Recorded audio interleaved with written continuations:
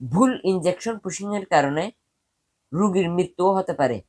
আসুন জেনে নেই কোন ইনজেকশন কিভাবে এবং কত ডিগ্রি অ্যাঙ্গেলে দিতে হয়। ইনজেকশনের গায়ে যদি আইএম বা ইন্টারমাস্কুলার লেখা থাকে তাহলে তা 90 ডিগ্রি অ্যাঙ্গেলে মাংসপেশিতে দিবেন।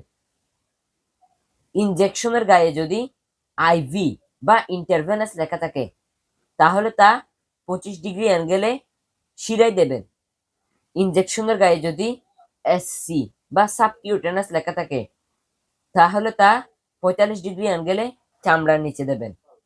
ইনজেকশনের গায়ে যদি আইডি বা ইন্টারডার্মাল লেখা থাকে তাহলে তা 10 থেকে 15 ডিগ্রি অ্যাঙ্গেলে চামড়ার মধ্যে দিবেন। I am not a doctor, just for awareness.